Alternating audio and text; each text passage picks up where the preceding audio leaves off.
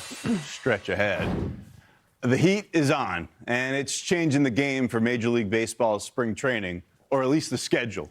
The extreme heat is smashing records in the Southwest this week. Triple-digit temperatures are expected across the Phoenix metro area starting today.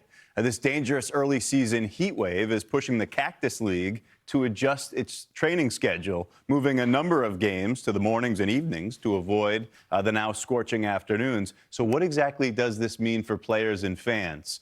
Let's bring in Cactus League spokesperson, Andrew Bagnato, to break it down. Andrew, thanks for being here. Odd thing here, right, is that teams leave their host cities, they head to the desert, they're looking for warmth to train and get ready for the season, but this is obviously excessive. This is a little bit too warm, I think, for everyone. Ian, our biggest concern in spring training weather-wise is usually rain, and we've had not a single rain out this year in a 4-week schedule. But this is, as you've been telling everyone quite expertly, this is unprecedented, even for here in March. And so our ballparks, all 10 of them, are taking lots of precautions, cooling stations, allowing fans to bring in, beverages that probably weren't allowed to bring in on your own before, water stations, so forth, shade. But the key thing is night games. And I think that will help quite a bit. And while it won't be cool necessarily, it should be cooler once the sun goes down. And shade is obviously the key if you are at a day game. Yeah, cooler at least, right? And you said it, unprecedented is the word. How unusual is it for the schedule to get switched up like this? Are there thresholds that the league uses to make that call?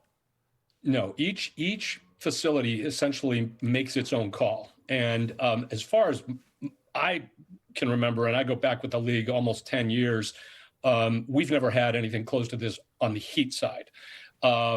We had one day with 100, I believe, several years ago, but that was it. It was a one-off. And for a prolonged spell like this, and this is hitting us, unfortunately, at really the peak attendance time of year when many of your Midwestern and sort of central part of the country people are in spring breaks. So they're coming out here with their families. So, it is something that the ballparks are taking very seriously.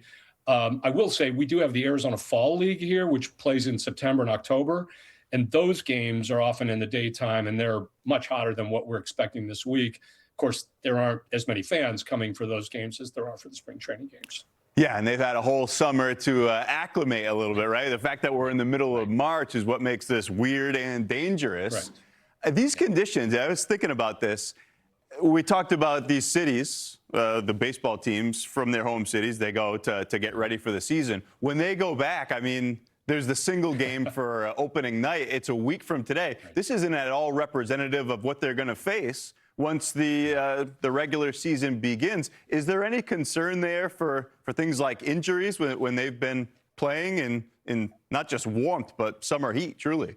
Yeah, that's a good question for the teams probably. But I will tell you this, Ian, I was a baseball writer many years ago, and that first game back in the real schedule, so let's say Philadelphia or Boston, New York, Chicago, I covered a game in Chicago with snow flurries once on opening day after we had been in Mesa here in 85 degrees 2 days earlier. So players are pretty adjustable, but yes, I think injury is always a problem. And I think with pitchers, it's the arm, right? Warming up, making sure that, you had that beautiful Arizona and Florida weather with the Grapefruit League, and now you're in a place where it might be 37 degrees for first pitch. So that's something I think baseball has been through, not to the extreme that we're seeing this week for sure, but yes, it's a part of spring training. Yeah, the body feels a little bit different in 37 than it does in 97. You mentioned it, though, and it is unfortunate with it being this week. One of the best things about the Cactus League and the Grapefruit League is the family aspect of spring training, a more laid-back atmosphere. You've made the changes you told us about to protect folks. Are you expecting this to impact your numbers much through what's left of the stretch here? You mean in terms of attendance? Yes. I don't think so. I do think I was at a game, this is a random anecdote here, but I was at a game with Cincinnati at the Athletics last week. It was 93 degrees at game time. The sun, it was merciless. there were plenty of seats in the shade that people could have moved to, and Reds fans were basking, is the word, Ian, I'm going to use, in the sun at 93. So there's a difference between 93 and 103. But I think what we're urging people is to stay hydrated, wear loose clothing, hats are non-negotiable. If you show up at the park, there's team stores that have all kinds of hats, and then try to stay in shaded areas. But those are the key ones. When we say hydration, we mean before you leave the hotel or your house. Don't just swig a bottle of water in the car when you park, because hydration is a key thing for this climate.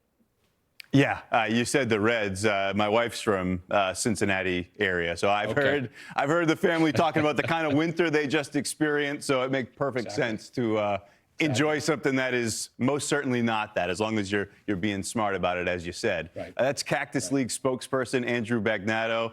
Thanks for chatting with us here on Fox Weather. Wishing you some more March-like temperatures, but we know that's a wonderful league down there. Thank you. Thanks, Ian. Thanks for keeping everyone informed, too. You bet.